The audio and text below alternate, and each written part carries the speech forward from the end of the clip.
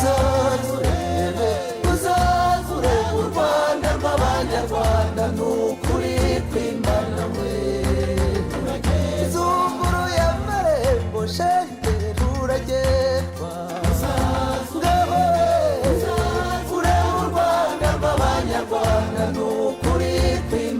want to confirm that I'm called Mwanga Julius, and I'm the director of KRC Research and Resource Center. I'm here for one major reason: to welcome you all to Mountains of the Moon Hotel. I'm also here to thank you for honoring our invitation to come for this forum. For our colleagues from Talo, Uganda and Sinok, the people gathered here today are a representation of the biggest society fraternity in the Rwenzori region.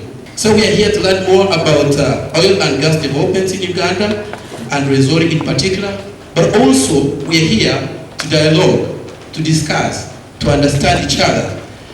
Let me conclude by thanking Talo again, Talo Uganda, for funding and sponsoring all the events that started yesterday with dinner, and also a special day that we are starting today.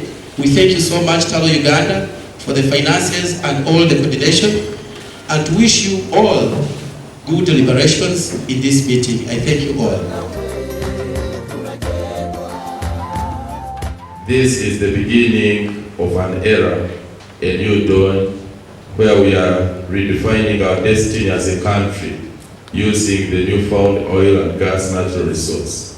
The dialogue comes in at a time when Ugandans are facing a challenge of receiving uncoordinated information in the oil and gas sector, which is likely to create uncertainty, apprehension, and pessimism. This dialogue is therefore an important platform for information sharing. It is therefore imperative to note that Uganda's context will definitely change with the production of oil. I also take this opportunity to request our new partners in the oil and gas sector to consider our youth when giving out employment opportunities. We have very many unemployed but qualified youth, and we see this as an opportunity for them to get employed. I thank you all for your kind attention, and I now officially open this symposium.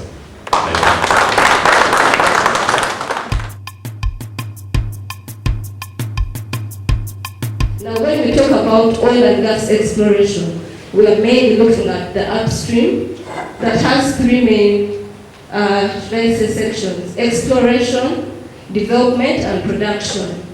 But before you go into that, you have to promote and license so that companies come in to do the work, and later, after the life of the field has ended, you decommission. That is to do with restoration and taking back the area into its original form. So in between the upstream, where the exploration and production work takes place, and the sale of the products, we have the midstream that looks at refining and transportation and gas processing and conversion. So oil is formed in what we call sedimentary basins. These basins usually have the necessary geological conditions for oil to be formed. And in Uganda, there are 6 sedimentary basins. But so far, preliminary studies have shown that Hoima Basin, Kadamoroto, and Lake Choga have some potential, but this potential has not yet, is still under investigation, while Lake Wamala and Lake Victoria are not prospective because they are considered young basins, because it takes millions of years for oil to be formed. But to date, the Alberta and Rabe is currently the most prospective basin.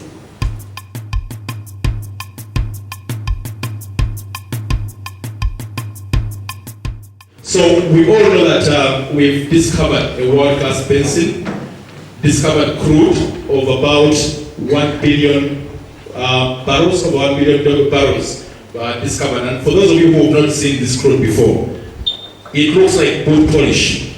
We'll talk about the challenges. If you turn it at room temperature, it doesn't pour. Okay? And I'll just pass it around and maybe ask leaders to pass it around and request that you send it back to me. There's a number I would like to dispel. We talk of 1 billion barrels that has been found. but we also talk about potential of another 1.5 billion barrels. What that means is that when you have a resource underground, not all of it is able to be extracted.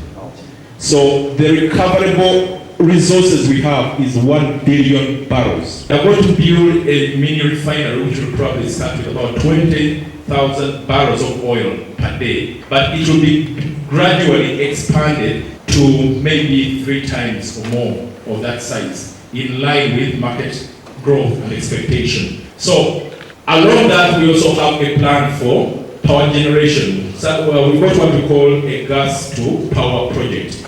Problems we have. And it's quite significant. If you consider that Bujagali will be about 50 megawatts of power, I think an extra 50 megawatts of power can make a huge transformation to the current challenge. And we have a number of flagship projects which we've been able to put up. In Koima, there's the Kaisa Primary School, Chekoro Primary School, Sebagoro Health Center. In Isabel, we've got a big health center for which has been upgraded to a district hospital. All these are now up and standing. These pictures were taken very early last year. And I'm pleased to say that the building of all these, we've had to make sure that local contractors have been given an opportunity to put them up. Yeah, we've been here seeing forests, swamps, wetlands being degraded and misused, respective of the presence of NEMA, OA, and the government had mentioned it. I'm so much worried and still worried that now we're having big international companies like TAB, Sino. If individuals have been really misusing and even building in these forests and swamps, how will it be like when you have these big companies? Both laws. So my worry is this process being led by technical considerations or by political or by, let me say, uninformed assumptions of some leaders? Because some leaders have been insisting they want to process all the crude. And I know no country which produces crude at a very extensive level, which processes all its crude. Besides, even the countries which will import oil products would need processed crude in order to get the byproducts.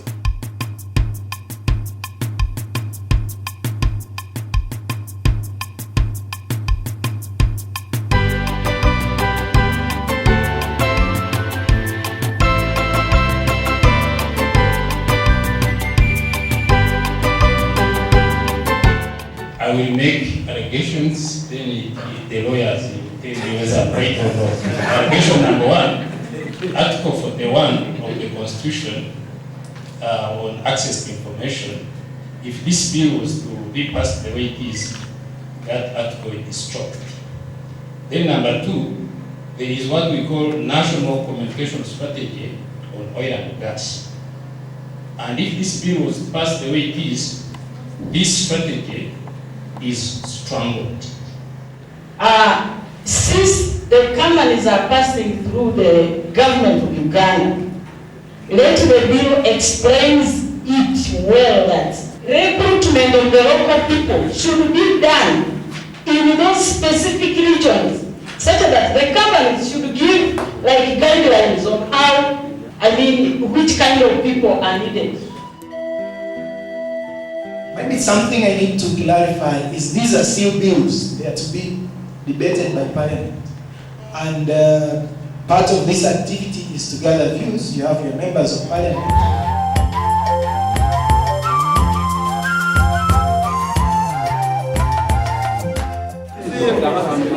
This is the part, sir. Yeah, 7 and 8.